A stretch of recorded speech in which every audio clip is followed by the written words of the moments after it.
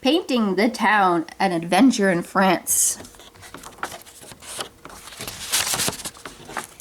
When Mickey and Goofy decided they wanted to learn to paint, they flew straight to the center of a great art, Paris, France. As they stepped off the plane, Mickey sighed, "I can hardly believe we're in Paris. Soon we'll be seeing the sights that inspired great painters like Degas, Renoir, and Matisse." "Gosh," said Goofy, "do you think we'll ever be as good as they are?" Goofy asked. "We can try," Mickey answered with a smile. The next morning, Mickey and Goofy visited the famous Louvre Museum. "I've never seen so many great paintings in the same place," Mickey whispered. "Look, there's a Degas painting of ballerinas," Mickey read from the guide. Degas used to go backstage at the ballet to paint the performers behind the scene. He paused. "Goofy, are you listening?" Goofy wasn't listening. He was lost in a dream. He imagined himself as the great Goofy, whose paintings were exhibited and admired at the Louvre.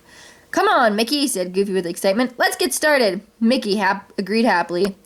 After they left the museum, Goofy stopped at a clothing store. "What are you doing?" Mickey asked. "You'll see," said Goofy. When Goofy came out, he was wearing a new smock, beret, and tie. "Wow, Goofy," said Mickey. "At least you look like an artist now."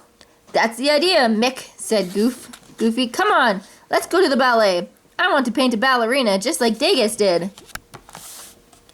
Mickey and Goofy arrived in time for the ballet's dress rehearsal. Goofy set up his easel backstage. He could hear the sound of the orchestra tuning up. It was almost time for the ballet to begin. Excited dancers added the finishing touches to their makeup and adjusted their satin shoes. Goofy couldn't wait to start painting, but the cap of his paint tube wouldn't budge. Goofy struggled mightily. Finally, the cap popped off and paint squirted all over the ballerina. Goofy felt terrible, but the rehearsal went on. Goofy tried to wipe off the dancer, but the more he wiped, the more it spread, and it was hard to keep up with her as she leaped about the stage. "Gosh, being an artist isn't as easy as it looks," Goofy said later, sighing. "I think I know what the problem is," Mickey said. "We shouldn't try to paint like Degas. We'll have to figure out what's the best thing for us to paint." "I don't think ballet is the right subject for us, Goofy. Let's find our way back to the hotel and think about it." The next day, Mickey and Goofy set out to see the Eiffel Tower. There they met a young Parisian boy named Jacques, who was admiring the tower too. Mickey and Goofy introduced themselves and told Jacques how they had come to Paris to be painters. "I want to grow up to be an architect," Jacques said. "Someday when I grow up, I will design a building as magnificent as this." And just as they named the tower after its designer, Alexandre Eiffel, "They will name my building after me," he told them. Mickey and Goofy looked at each other. They said, "Let's paint the Eiffel Tower." "What a wonderful idea. May I watch?" Jacques added. "Sure," they told him as they set up their easels and paints. Mickey and Goofy painted and painted. Before long, the two painters declared they were finished. "But mes amis," Jacques began. As soon as Mickey and Goofy held up their paintings, the problem became clear to them. Neither Mickey nor Goofy had been able to fit the entire tower onto the one canvas. "What will we paint now?" Goofy asked. Jacques suggested painting the flowers at the Luxembourg Gardens and told Mickey and Goofy how to get there. "It was nice to meet you," said Mickey. "Would you like to get together in a few days to see our paintings?" The new friends arranged to meet later that week at the Café Rouge. At the Luxembourg Gardens, Mickey and Goofy met a little girl named Simone. She loved to sit among the flowers in the park and read and meet new friends. "These gardens are perfect," Goofy sighed.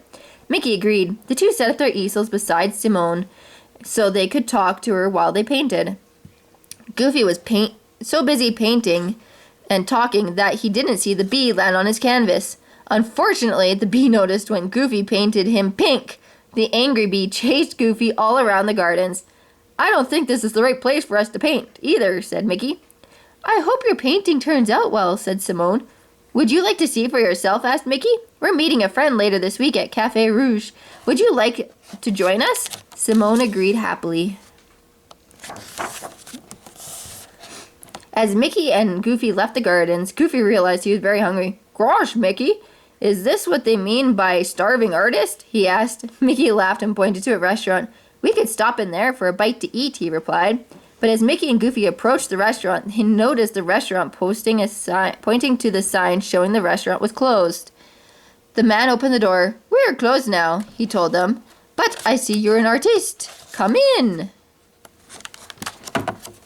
The man introduced himself as Francois, the chef and owner of Chez Francois. "The art of cooking is not my only talent," he said proudly. "I'm just beginning a still life painting." Mickey and Francois were soon deep in discussion about the best angle from which to paint the carefully arranged plate of food. Goofy, however, was busy studying the food. Suddenly, Mickey looked from the near-empty plate of food to Goofy's bulging cheeks. Mickey apologized to Francois, who assured him that he could arrange another plate. "Thanks very much," said Mickey, "but we'd like to make it up to you. Would you care to join us later this week at Café Rouge?" "I would be delighted," said Francois. Then Mickey and Goofy decided it was time to go to one of the cafes in the Latin Quarter. The cafe was crowded, so they shared a table with Michael, a young university student who is also very interested in painting. As much as Goofy munched a crusty ham and cheese sandwich and an eclair, Michael told them, "France's greatest artists, writers, and thinkers have always met to discuss their work at places like this. This cafe is what Paris is all about," Mickey declared. "We'll paint here." Goofy looked around the crowded cafe and daydreamed how one day people would say, "This is where the great Goofy got his start." He was so busy dreaming that he didn't notice what he was doing. Instead of dipping his paintbrush in his paint, he dipped it in someone's soup. When Mickey realized what had happened, he hastily apologized to the angry customer. Then he hurried Goofy out of the cafe, but not before inviting Michael to join them and their other new friends later that week. Mickey and Goofy wandered through Paris until they came to the bank of the River Seine. There they saw many artists painting the pretty reflections of the sky on the water. Mickey made friends with a young artist named Monique, while Goofy struggled to open his easel. "Isn't this beautiful?" Monique sighed. Mickey had to agree. It was a lovely sight and the perfect picture to paint of Paris. Mickey turned and asked Goofy what he thought of the view. In his struggle to open his easel, Goofy flew backwards against the artist behind him, who fell back against the artist behind him. Paint from their palettes turned the river into a rainbow of color. Monique helped Mickey and Goofy clean up the mess.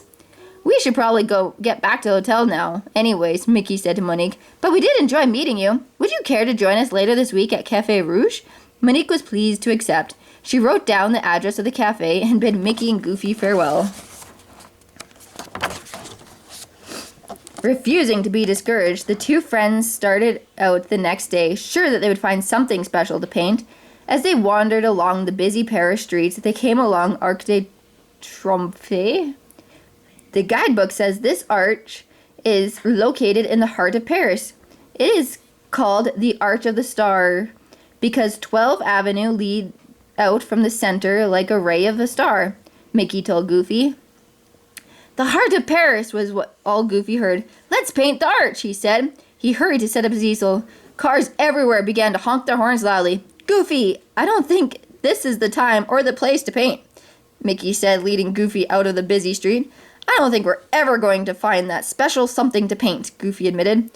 "We don't really know Paris the way all the friends we've made do. "I've got it!" cried Mickey. "I know just what to paint." Then he told Goofy's plan, and the two went off to paint what was special to them about Paris. On the last day of their stay, Mickey and Goofy excitedly awaited the arrival of their friends. They couldn't wait to show them their painting.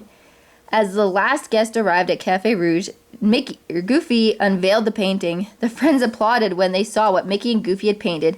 It was a portrait of all of them, and it was wonderful.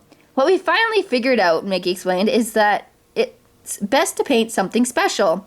And all of you are what made France so special to us."